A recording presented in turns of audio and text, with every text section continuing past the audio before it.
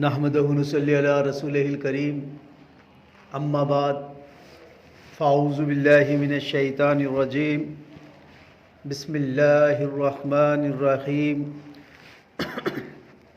قالت الاعراب آمنا قل لم تؤمنوا ولكن قولوا اسلمنا ولما يدخل الایمان فی قلوبکم وَإِن تُطِيعُوا اللَّهَ وَرَسُولَهُ لَا يَلِتْكُم مِّنْ أَعْمَالِكُمْ شَيْئًا إِنَّ اللَّهَ غَفُورٌ رَّحِيمٌ صدق اللہ العظیم رب اشرح لي صدری ويسر لي أمری واحلل عقدۃ من لسانی يفقهوا قولی اللهم ربنا الہمنا رشدنا واعذنا من شرور انفسنا اللهم ارنا الحق حقا وارزقنا اتباعه وارنا الباطل باطلا وارزقنا اجتنابا آمین یا رب العالمین۔ عزیز ساتھیو، السلام علیکم ورحمۃ اللہ وبرکاتہ۔ آج کی آیت میں بڑے اہم مضامین آ رہے ہیں۔ اس سے پہلے کہ اس پہ مختصر کچھ گفتگو کریں، میں چاہتا ہوں کہ جو میں نے دعا مانگی ہے اس دعا کو آپ سب حضرات پورے شعور سے، پوری توجہ سے اپنے دلوں میں مانگ لیں۔ دعا یہ مانگی گئی ہے کہ اللہم ربنا الہمنا رشدنا، اے اللہ، اے ہمارے رب، ہمیں ہر اس بات کا الہام کر دے جو تیرے نزدیک رشد اور ہدایت کا ذریعہ ہو۔ واعذنا من شرور انفسنا، اور اے اللہ ہمیں اپنی نفس کی شرارتوں سے محفوظ رکھ۔ اللہم ارنا الحق حقا وارزقنا اتباعہ، اے اللہ ہمیں حق کو حق ہی دکھا اور اس کی اتباع کرنے کی، اس کو ماننے کی، اس پر چلنے کی توفیق عطا فرما۔ وارنا الباطل باطلا وارزقنا اجتنابہ، اور اے اللہ ہمیں باطل کو باطل ہی دکھا اور اس سے اجتناب کرنے کی، اس سے بچنے کی توفیق عطا فرما۔ آج جو آیت آ رہی ہے، اللہ تعالیٰ نے فرمایا قالت الاعراب آمنا قل لم تؤمنوا ولكن قولوا اسلمنا ولما يدخل الایمان فی قلوبکم۔ اے نبی صلی اللہ علیہ وسلم، یہ بدو، یہ جو کم علم کے لوگ ہیں، یہ کہہ رہے ہیں کہ ہم ایمان لے آئے، تو ان سے کہہ دیجئے کہ تم ایمان تو ہرگز نہیں لائے ہو، یوں کہو کہ اسلام لے آئے۔ وَلَمَّا يَدْخُلِ الْإِيمَانُ فِي قُلُوبِكُمْ، ایمان تو تمہارے دلوں میں ابھی داخل ہی نہیں ہوا۔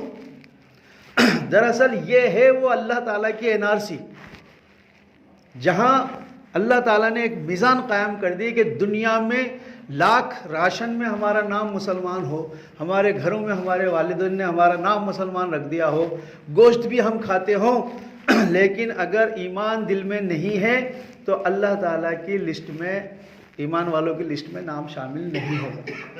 یہ دو اصطلاحات ہیں، ان کو آپ سمجھیں، ایک اسلام، ایک ایمان۔ یہ دونوں اصطلاحاتیں ایک بار میں ہم ایک دوسرے کے لیے بھی یوز کر لیتے ہیں، لیکن ان میں بڑا فرق ہے، یہ دونوں بالکل الگ شے ہیں۔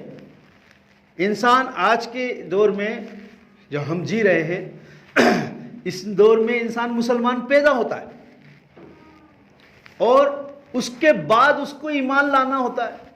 آپ کیا، ہمارے گھر میں کوئی بچہ پیدا ہوا، ہمارے یہاں بڑی خوشی ہوتی ہے، اس کا نام بھی رکھتے ہیں، عقیقہ بھی کرتے ہیں، پھر اس کی مرحلہ ہوتا ہے تربیت کا کہ ہم اس کے اندر ایمان اس کو ہم سمجھائیں کہ ایمان کیا چیز ہے، باعث بعد الموت کیا ہے، اور ایمان بالرسالت کیا ہے، ایمان باللہ کیا ہے، ایمان بالبعث کیا ہے، ایمان بالآخرہ، یہ سب چیزیں اسے سمجھائیں تاکہ وہ جب تک بالغ ہو تب تک اللہ تعالیٰ کا فرما بردار بندہ ہو کے اس کے سامنے کھڑا ہو۔ تو یہ ایمان بنانا پڑتا ہے۔ اور اسلام تو بہرحال آپ مسلمانوں کے گھر میں پیدا ہو گئے تو یہ نعمت ملی جاتی ہے، تو ایک قدم تو اللہ تعالیٰ نے ہمارے لیے ڈیسائیڈ کر دیا کہ ہمیں مسلمانوں کا پیدا کر دیا۔ دوسرا قدم ہمیں خود کو اٹھانا ہے کہ ہم یہاں سے اللہ والوں میں شامل ہو جائیں، ایمان والوں میں شامل ہو جائیں، تو دل کی گہرائیوں سے ہمیں ایمان لانا ہوگا۔ یہ اس آیت میں جو تذکرہ کیا جا رہا ہے، اس آیت میں ان کے ایمان کی نفی کی گئی۔ وہ لوگ کہہ رہے ہیں کہ ہم ایمان لے آئے، تو ان سے یہ کہیے کہ آپ ایمان نہیں لائے ہو، یوں کہو کہ ہم اسلام لے آئے۔ وَلَمَّا يَدْخُلِ الْإِيمَانُ فِي قُلُوبِكُمْ، ایمان ابھی دلوں میں داخل نہیں ہوا، کہ جب ایمان دل میں داخل ہو جائے گا تو انسان کے عمل میں تبدیلی آئے گی۔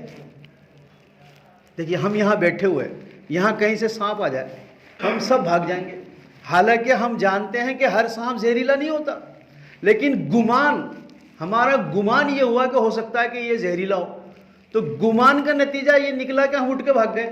ہمارا یقین ہو جاتا کہ یہ زہریلا ہے تو ہم دکھتے نہیں۔ تو جب ہمارا یقین ہے کہ جنت ہے، دوزخ ہے، روز جزا ہے، آخرت ہے، محاسبہ ہے، یہ اعمال پیش کیے جائیں گے، تو پھر تو عمل تیر کی طرح سیدھے ہونے چاہیے۔ تو عمل اگر درست نہیں ہو رہے ہیں تو اس کا مطلب ہے وہ ڈل مل ایمان ہے، وہ لپ سروس ہے، خالی زبان سے کلمہ پڑھا جا رہا ہے، اندر وہ پیوست نہیں ہوا۔ وَلَمَّا يَدْخُلِ الْإِيمَانُ فِي قُلُوبِكُمْ، ایمان تو ابھی دلوں میں داخل ہی نہیں ہوا۔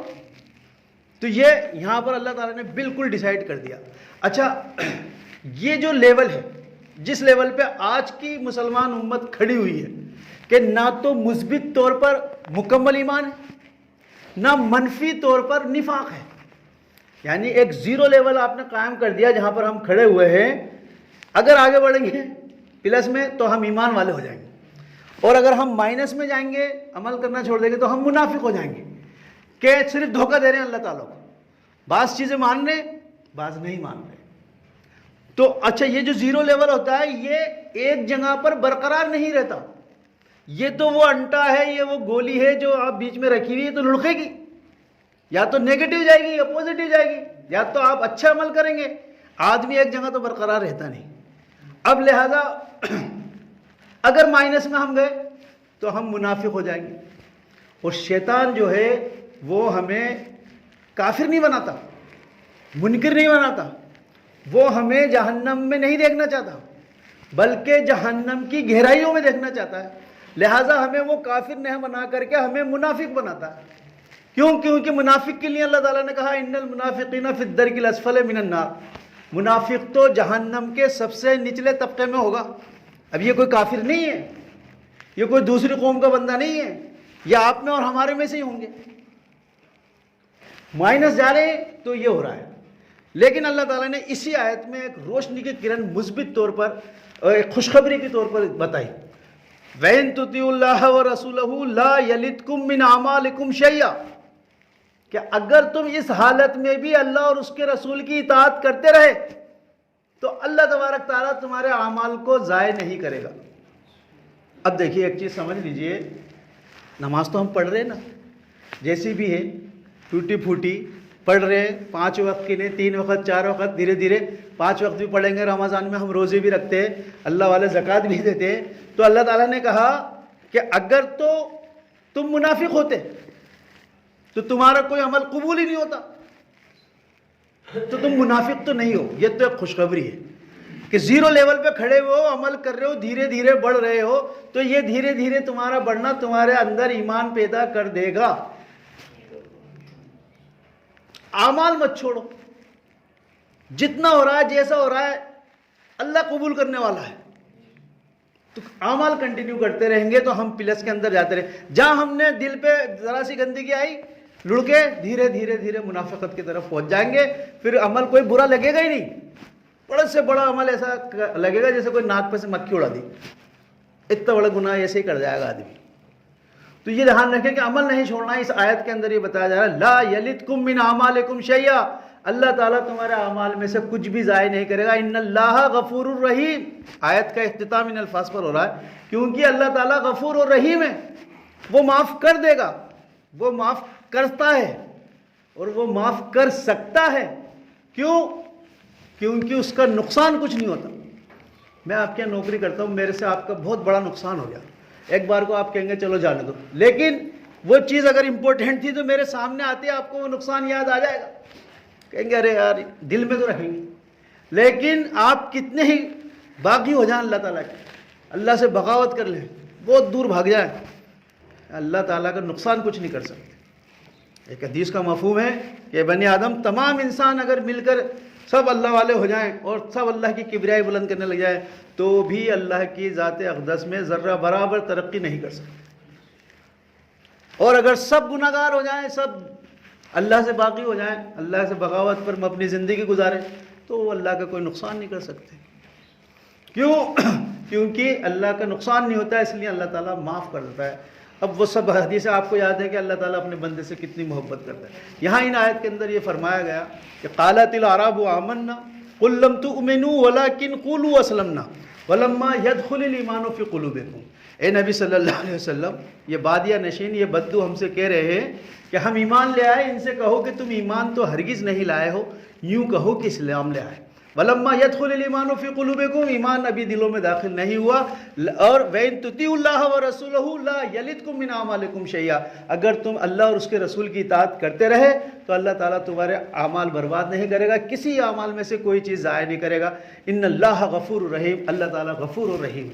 ایک چھوٹی سی بات اور سمجھ لے کہ دور رسالت میں انسان جب مسلمان ہوتا تھا، جب کلمہ شہادت پڑھتا تھا، گواہی دیتا تھا، تو اسے معلوم تھا کہ میں یہ کلمہ پڑھتے ہی کون سی مشکلات کا سامنا مجھے ہونے والا ہے، تو اس کے دل میں ایمان پہلے آتا تھا، اسلام بعد میں آتا تھا. ایمان دل میں آ گیا کہ مجھے اس شخصیت پر یقین کرنا ہے، آخرت پر یقین کرنا ہے، پھر وہ اسلام کی گواہی دیتا تھا، پہلے ایمان آ جاتا. اب جب مدینہ میں آپ صلی اللہ علیہ وسلم آ گئے، لوگوں نے دیکھا کہ بھئی ان کا تو راج ہو گیا، تو پھر وہ قبیلے کے قبیلے جو ہے، چلو بھئی ایمان لے آؤ، اب تو کوئی دقت. تو یہاں پر کیا ہے کہ وہ مسلمان پہلے ہو رہے ہیں، ایمان بعد میں آ رہا ہے. ہماری زندگی یہی ہے کہ ہم مسلمان پہلے ہو رہے ہیں، ایمان بعد میں آئے گا، اور ایمان آ جائے گا، کوئی دقت نہیں. اگلی نشست میں انشاءاللہ زندگی رہے تو اس پہ ڈسکس کریں گے کہ ایمان کیا ہے، وہ پتہ ہونا چاہیے. اللہ رب العزت کہنے سننے سادہ عمل کی توفیق عطا فرمائے. جن حضرات نے سنت ادا نہ کی سنت ادا